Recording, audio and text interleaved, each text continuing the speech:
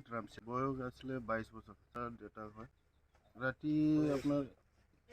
11টামান বজাত গৈছে বুলি কৈছে তাৰ মাকে মোক ফোন কৰিছিলে পাইছিলে বুলি কৈছে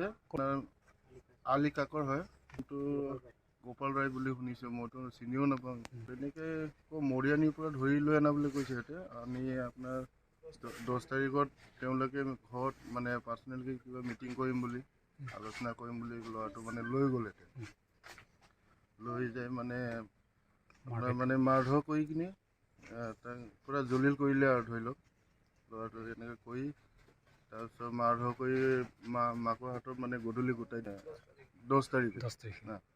9 তাৰিখে পলাই মানে 10 তাৰিখে ৰাতিপুৱা ধৰিলে লৈ আনিলে আৰু ধৰি লওক আপোনাৰ 10 তাৰিখে আনি কিনে সিহঁতে মিটিং চিটিং কৰি এনেকৈ মাৰধৰ কৰি কিনে এনেকৈ মানে গধূলি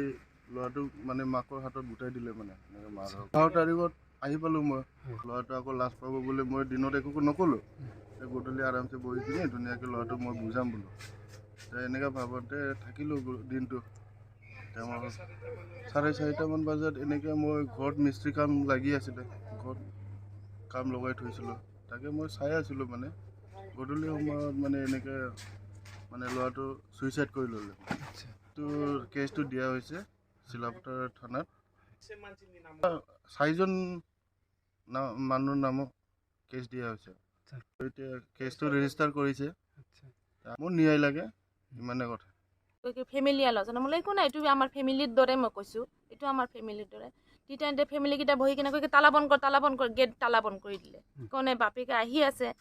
তেতিয়া ল'ৰাটোক উঠাই কিনে কয় কি হা তুম লড়কি को भगा के लेके गया है ना तो हमारे लड़का कह कि हम लोग दोनों प्यार किया है इसलिए हम लोग दोनों गया है तो तुम जो लेके गया तुम कुछ करता है ना कोई कंटक डोम दिसे नहीं हम तो अभी कुछ नहीं करता है तो तुम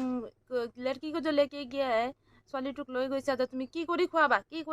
মোৰ ল'ৰাটো ক'লে কি মই কম্পিউটাৰ কৰ্চ কৰিছোঁ টেলি কৰিছোঁ মোক সময় দিয়ক মই এইটো কিবা কৰি কিনে খাম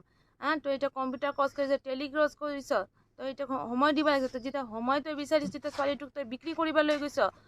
তই বিক্ৰী কৰিব লৈ গৈছ তই ৰেপ কৰিব লৈ গৈছে মতলব তাক এনেকৈ কৰি কিনে মাৰিছে তাৰপিছত থাপ্পৰ প্ৰথম ষ্টাৰ্ট কৰিছে এনেকুৱা থাপ্পৰ মাৰোঁতে এই গালটো এনেকুৱা হৈ কিনে তাই এনেকুৱা হৈ গৈছে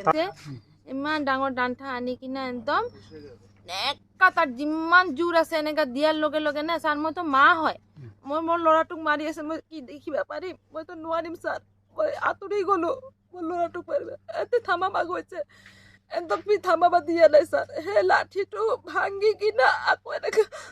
জেৰা বোম লৈ কিনে আৰু মাৰিছে ছাৰ 2জন আছিলে তাৰপিছত ছোৱালীৰ বাপেকে আৰু 1 লাখ মাৰিছে ছোৱালীৰ বাপেকক তই ছোৱালী বিক্ৰী কৰিব লৈ গৈছ ৰেপ কৰিছ কিন্তু তাক বহুত ইনচাল্ট কৰিলে ছাৰ মোক দিয়াই দিয়ক হেমন্ত মামা মোৰ ল'ৰাটো ঘূৰাই নাপাওঁ আৰু মোক হেমন্ত মামা মই আপোনাক বহুত ৰিকুৱেষ্ট কৰিছোঁ যে মই এইটো একদম ন্যায় পাওঁ একদম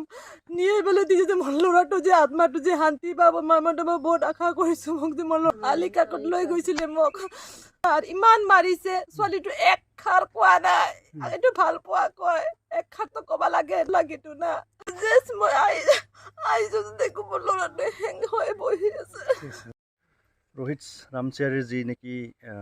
घटना সেইটো বহুত দুৰ্ভাগ্যজনক ঘটনা আৰু দুখ লগা ঘটনা আজিৰ দিনত আমি জনামতে মেচিয়ৰ্ড ল'ৰা ছোৱালীয়ে ভাল পাই পেলাই পলাই যোৱাটো এটা ডাঙৰ ক্ৰাইম বুলি আমি নাভাবোঁ বা আমি নাজানো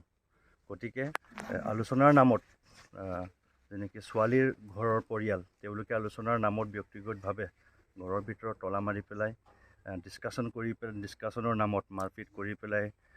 হিউমিলিয়েট কৰাটো সেইটো এটা বহুত গ্ৰহণযোগ্য কাৰ্য নহয় গতিকে আমি চিলাপথাৰ টাউন ইউনিট নিখিল বড়ো ছাত্ৰ সন্থাৰ পৰা অসম চৰকাৰ আৰু পুলিচ প্ৰশাসনে এইটোৱে দাবী জনাইছোঁ যে যিখিনি ব্যক্তি এই দুৰ্ঘটনাটোত জড়িত হৈ আছে বা এইটো ঘটনাটো জড়িত হৈ আছে তেওঁলোকক অতি শীঘ্ৰে এৰেষ্ট কৰিব লাগে আৰু তদন্ত কৰিব লাগে আৰু তদন্ত কৰি আইনভাৱে তেওঁলোকক ৰোহিত ৰামচিয়াৰী আৰু তেওঁলোকৰ ঘৰৰ পৰিয়ালক আইনমতে তেওঁলোকক ন্যায় দিব লাগে মই দেখিছোঁ না ইমান ডাঙৰ লাঠিৰ পৰা